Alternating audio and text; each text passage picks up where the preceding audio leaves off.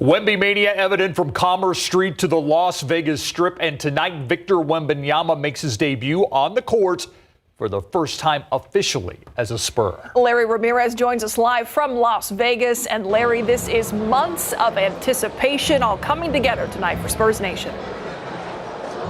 Absolutely, and you can feel the excitement here inside the arena as they get ready to watch Wemby play his first game. So Wemby Mania will take off to a new level tonight right here on the very first day of Las Vegas Summer League action. And you know what? This is his first game with the Spurs since they drafted him first overall next month. How exciting, right? And you know he's super excited. So the Spurs flew into town Wednesday night and then held a light practice at a Las Vegas area school yesterday, a high school that is. Members of the Cali League roster told us they were happy with how they played in Sacramento and thrilled to come to Vegas to meet up with Victor Wembanyama so they can play with him tonight when the Spurs take on the Hornets. Now that game will see the top 2 draft picks play in the NBA tonight. Overall number 1, Victor Wembanyama, and number 2, Brandon Miller. Now there's a lot of hype around this Summer League game, and rightfully so. After the Spurs beat the Lakers in California, head coach Matt Nielsen was told tonight's game is sold out, and he said, well, that's not really the biggest surprise, right? And then he said this.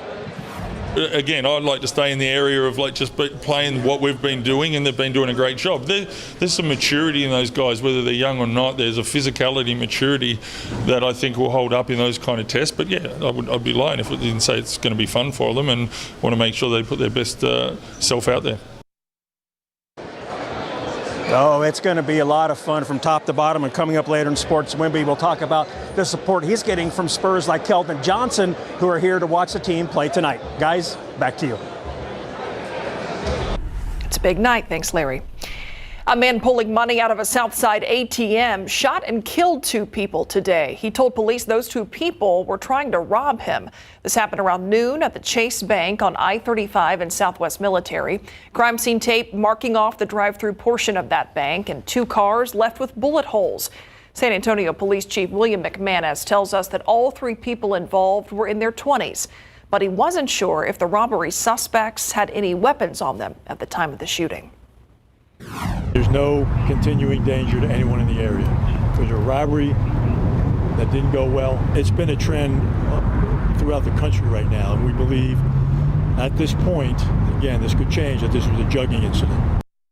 Now, jugging is when a person is followed after withdrawing cash from an ATM or bank. In this case, the man pulling out the money was taken in for questioning, but this afternoon police said they did not believe he'll be facing any charges. A bicyclist was hit by a car at a West Side intersection and taken to a hospital. This happened around 5 this morning at Calabria and Ben Russ Drive. San Antonio police say the cyclist rode into that intersection as the car had the green light. It was low impact, but the biker still had to be taken to a hospital with minor injuries to his head and leg. Another minor crash turned into a random act of violence. A man shot after an apparent road rage incident, and now the victim's mother questioning why this happened in the first place. Our own Katrina Weber reports on how the minor incident turned into a full investigation. It's a jarring sight, the doors of a pickup speckled with bullet holes. A phone call that came from this truck, though, caused pure terror for one family. I panicked, of course, as a mother, I panicked. I didn't know how bad it was. Barbara Hunter rushed over after getting that call that her son had been shot while on his way to work. He was in the driver's seat on Highway 90 when someone fired at him around 8 this morning. The 39-year-old's truck took on 3 bullets, one of which hit him in his leg. He then drove off the highway to this gas station on South Sarsamora to get help. It's horrible. Why would they do that? You know, why do they carry guns and why do they shoot at people like that? The way police explain it, it sounds like the result of road rage. They say witnesses told them someone in a car had tried to cut off the victim's pickup on the highway, then sideswiped it. They believe Hunter's son was trying to pull over when the person in the car pulled out a gun. Police say they can tell from the paint that was transferred onto that truck that the car involved was red in color. Witnesses say it was a sedan, but they say beyond that, they don't have much information at all on the shooter. While they are trying to find clues, Hunter is struggling to make sense of it all. I've had people follow me before, run me off the road, but never shot at. She says she is grateful that although someone did shoot her son, they didn't take his life. Katrina Weber, KSAT 12 News. In tonight's History Untold, the freedom seekers who came through San Antonio to reach Mexico and in many cases were brought here by so-called slave catchers. Now, if their enslavers couldn't be found, they were sold on the steps of the courthouse. Jesse Degollado says new findings by local researchers have piqued the interest of the National Park Service. The people gathered behind City Hall stand near a little-known site in San Antonio's history.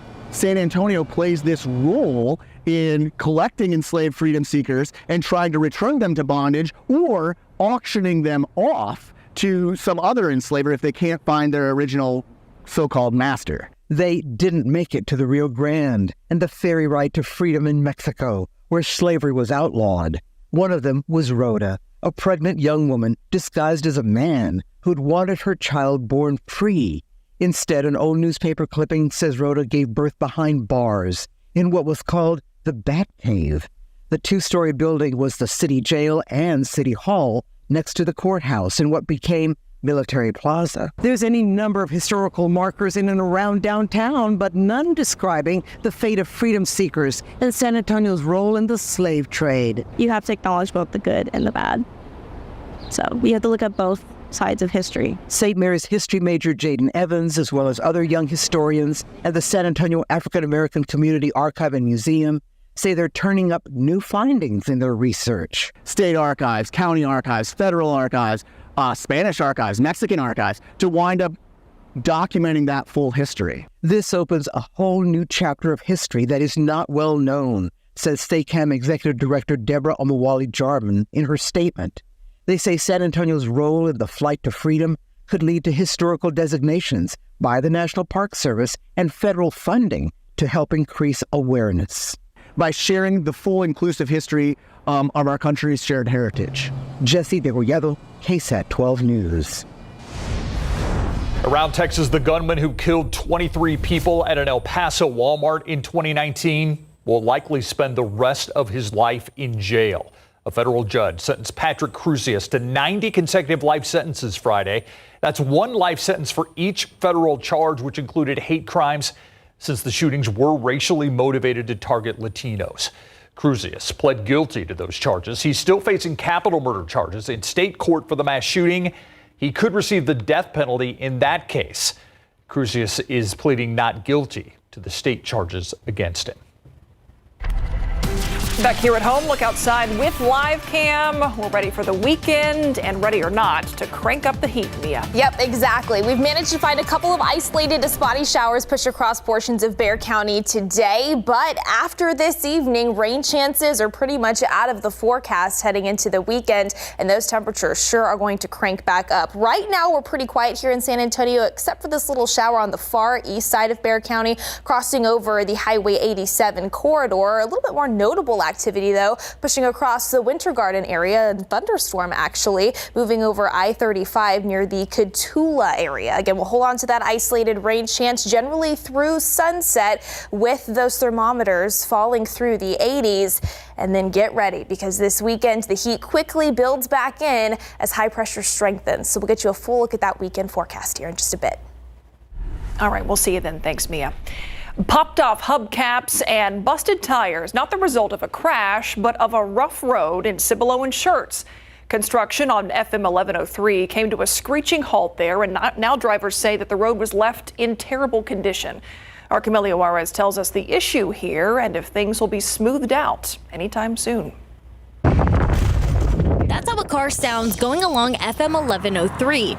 Cibolo and Schertz commuters are fed up with it. It just needs to get fixed. Yeah, it could cause an accident. Some drivers say the road is so bad, it damaged their car. I paid $1,100 2 weeks ago, and the Black Jack told me that it was because of the roads up and down through here.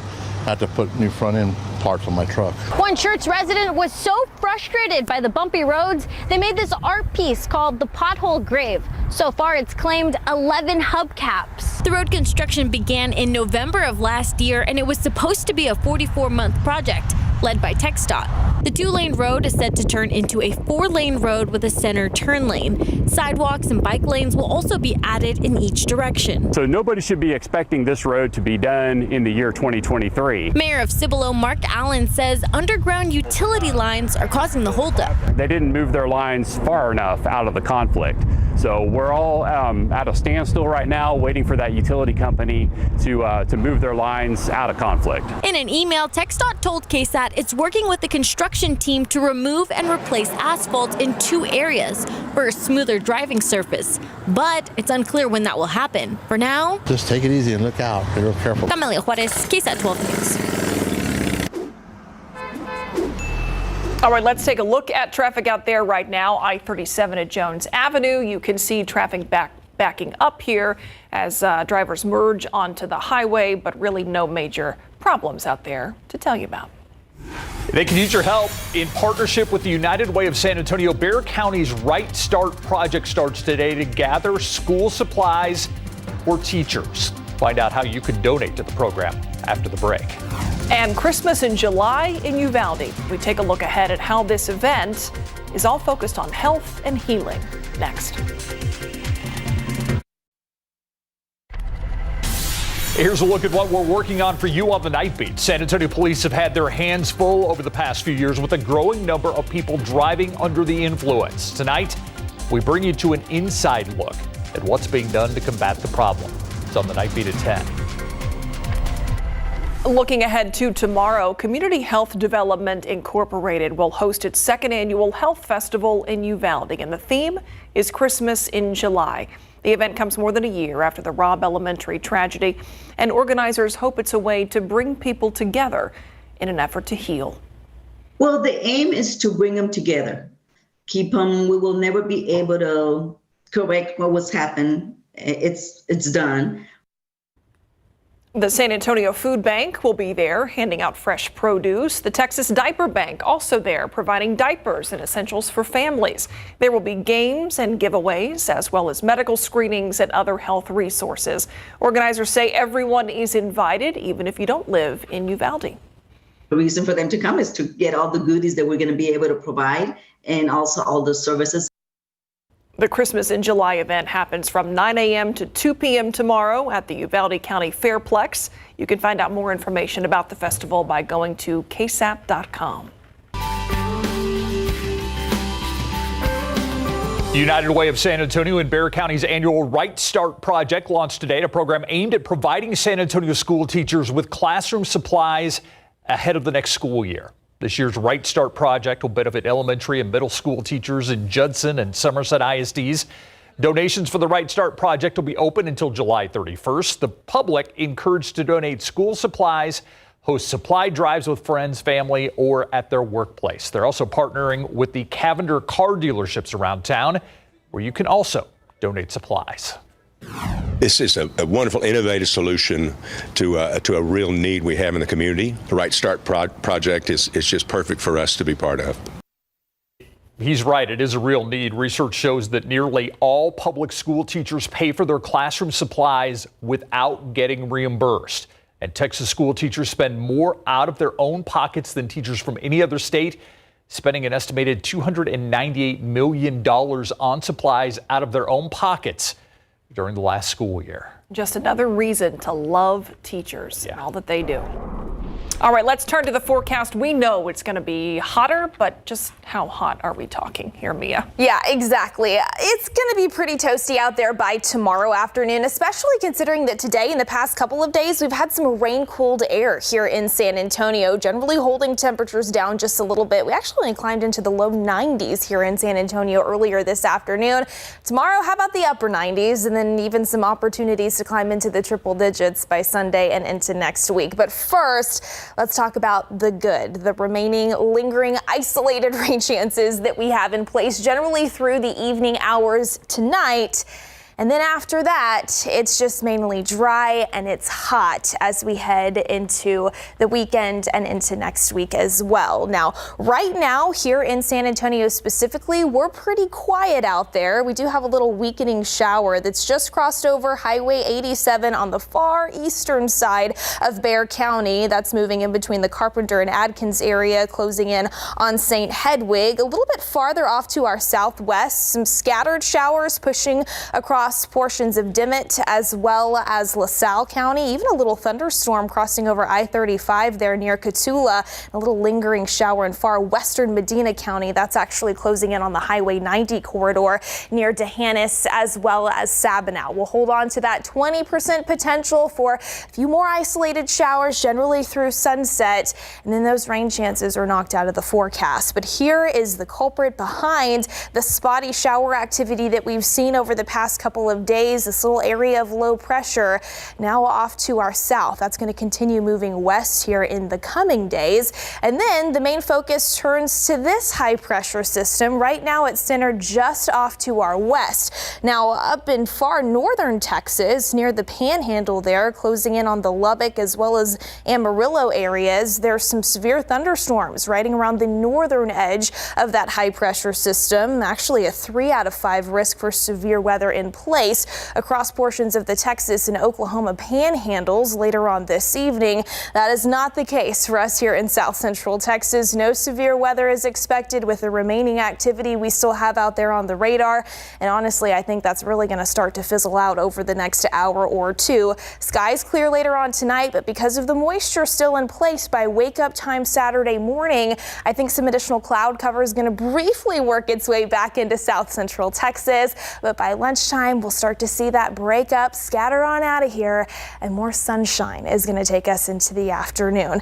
And then after that, you can see, yes, rain chances pretty much out of the forecast this weekend and all the way through next week with that high pressure system strengthening across the state of Texas. So for your Saturday morning, mid to upper 70s expected by wake up time. There's that cloud cover that works back into the area. 81 degrees by 9 a.m. Upper 80s expected by lunchtime as we start to see some more of that sunshine make its grand return. Plenty of it is going to be found into the late afternoon hours with daytime highs topping off in the mid to upper 90s. So a bit hotter than what we've seen in spots out there earlier this afternoon. 97 the forecast high here in town, 96 in Canyon Lake, 98 in Floresville, 96 over there in Utopia. And with that high pressure settling in, the heat is only going to build from there. Mostly sunny skies on Sunday, still starting off in the mid to upper 70s, but that's the first day where we'll have the potential to hit that triple digit mark here in San Antonio, 101 by Monday. And after that, those consecutive daily opportunities to climb into the low 100s still in the forecast. Plenty of sunshine, and the humidity is still with us a little bit as well. So we're going to need to really start practicing heat safety yet again, because it looks like we're going to be in this for the long haul, guys. I like how you describe that. It's an opportunity to climb into the 100s. Yeah. We're trying to stay optimistic here. Positive spin on it. Exactly. Yeah. Thanks, Mia. From a silver lining to a silver and black lining. There you go. All right, we're talking about the Spurs. Does Vegas like Victor, David Sears? Apparently so. Apparently a lot of people. What a golden opportunity to see the #1 draft pick tonight, huh? There you go. It's a sellout. A lot of Spur fans have made their way to Vegas, and some Spurs have made their way to Vegas. We'll have that for you in just a second. And SAFC looking for a huge road win tonight. Preview coming up.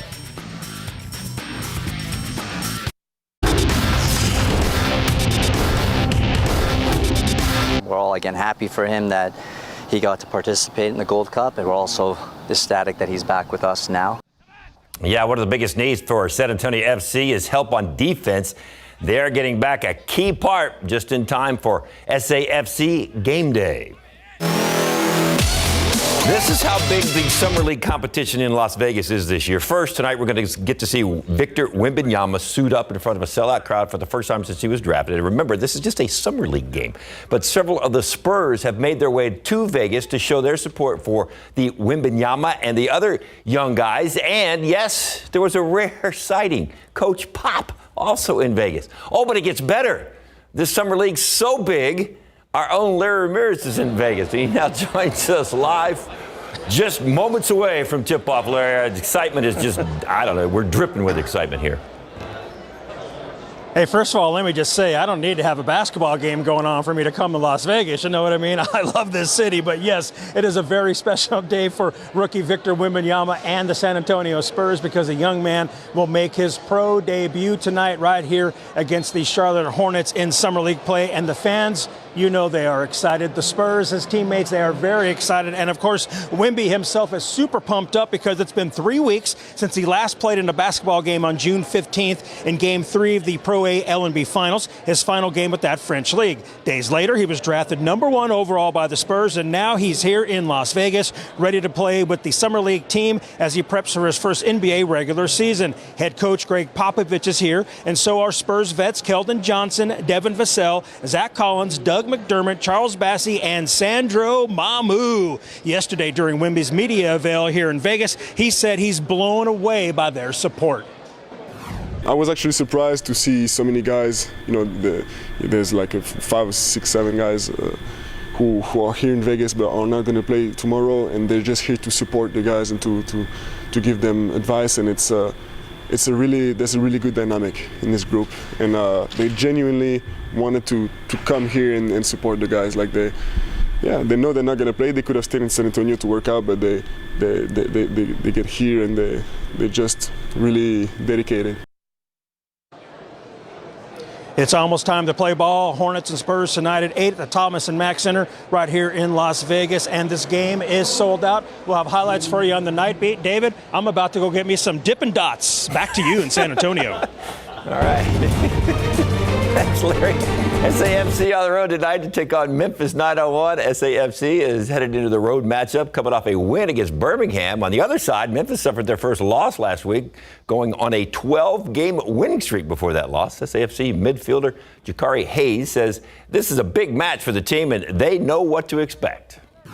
It's a tough team to play against, and they're always getting a result. And I've been on teams that have had that type of win streak or unbeaten streak, and you feel so confident as a team, and you feel like no matter what situation you're in, you're going to get something out of the game, whether it's 3 points or a tie. So we know that they'll have that mentality, so it's going in there and trying to beat one of the best teams in the league right now.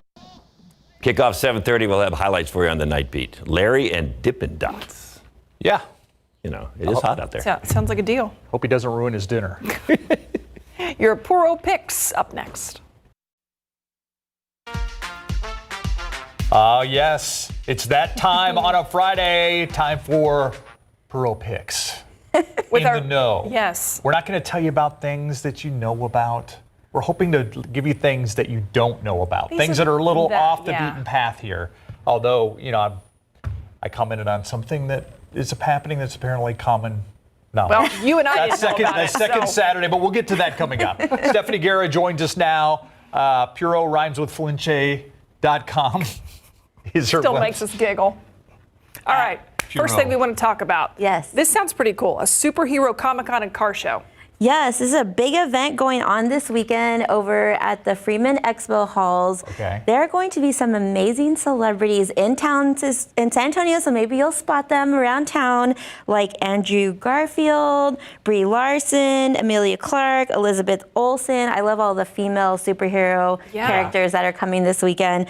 Superhero Comic-Con and car show. So there's also a lot of cars from movies that will be in town, and it's today through Sunday. A lot of fun for the whole family. They have a lot of deals also for kids under a certain age are free. Take the family, look on their website for discounts. But this is a big deal for San Antonio. Well, I'm always amazed at the stars that show up to things like this. Right, yeah. I get what you're saying. And then I also feel like, people still are like, is San Antonio this small little town? But we're not. We have these huge cons and huge celebrities every year. Yes. And they keep getting bigger and bigger. And I love to see it. We deserve the stars. Yes. Yes. All the stars. I'm not saying it from that perspective. I'm just I was, not you. Yeah. Got it. Okay. All right, next. Paletas on the Plaza. That's going to be a lot of fun, right? You had me at Paleta. I love paletas, Yeah. and it's getting hotter again, right? Yes. So thank you, everyone on the meteorology side that tells us it's going to be back up in an oven this weekend. Yeah. So go to Main Plaza Saturday night, and you'll get to shop from a lot of local vendors. This is hosted by SA Local Market, but it's a paleta-themed market, so you'll see that in all of the merchandise and shopping that you can buy. Plus, there will be plenty of paletas. And you're in the heart of downtown. We always talk about this, but stay and see the saga. That's why they host it until 10 o'clock. It's going to be a beautiful night, hopefully a little bit breezy. Yeah, and if you're not familiar with what the saga is, it's on San Fernando Cathedral, So kind of the cool. story of San Antonio. Yes. very awesome. Projection light show that is going on for 10 years. That's amazing to Yeah, see. it's really neat. Okay, if you're looking for some art this weekend, we've got something for you. This is happening at the Presse House Gallery. So a lot of people know about First Friday, and tonight is actually First Friday. So if you still want to go out tonight, head out to Southtown. You'll see lots of art. Tomorrow is Second Saturday. That's what we discussed. Where I said, I guess I'm not in the know because I had never really gone to Second Saturday. And it's been going on for a long time. It's been around forever. Decades. I won't say how old I am, but I've been going for at least like 15, 20 years. Okay. So it's really fun. It's in the Lone Star Arts District and around Blue Star and in Southtown. So Presse House Gallery obviously is on South Presse. They have art markets, but this exhibit I think is really neat. We have an artist from Corpus Christi named Jalen Pigford that is showing his exhibit, Apartment 104, and it's so colorful and bold. If you look up Presse House Gallery on social media, you'll see amazing pieces already, and I think it's going to be a really great addition to San Antonio's art scene to have that here on tour. Yeah. All right, everybody knows you go to certain cities. San Antonio is certainly one. You go on a ghost tour. Yes. Ghost tours are big. Yes. Especially in cities with, as rich a history as San Antonio. Yeah. So we're going to talk about paranormal in this next thing. Well, Is it kind of, am I on the right? So we're celebrating Frida Kahlo this weekend. Yes. Yeah. And the two hosts of the festival are Retro Arts and then the Paranormal Sisters. So, I mean, Frida Kahlo's dead. Who are the Paranormal Sisters? The twins Paranormal. Yeah, they do. They have ghost tours. So it's the celebration of life and death of Frida Kahlo. So you'll see a lot of different art, a lot of different handmade artisans, vendors in Rolling Oaks Mall, and it takes over all of Rolling Oaks Mall. Wow. So it is a huge event. It's an annual festival celebrating Frida Kahlo, and you get to shop till you drop everything Frida, and it is just great to celebrate. She was popular in life. She's still popular in death. Yes. We honor her all the time. This is San Antonio's way of doing this. So it's a really great festival. Frida Fest. Yes. It's cool to see Frida still be cool. Yeah. Younger and younger Always. people know about her. Sometimes I think about leaving the eyebrows connected just to pay tribute. Can we do it for Frida? Make it easier on all of us. Is there a chance that Selma Hayek would show up? No, probably not. She should. She loves San Antonio too. Yeah, that's how he feels. She should. Yeah.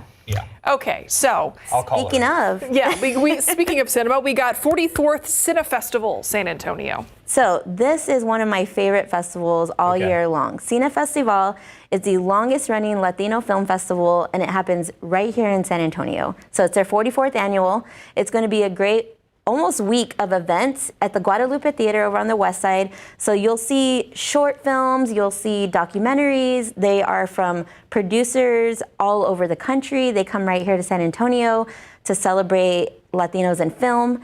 I have seen so many great film and filmmakers that eventually move on to the big screen, whether it's on TV or movies.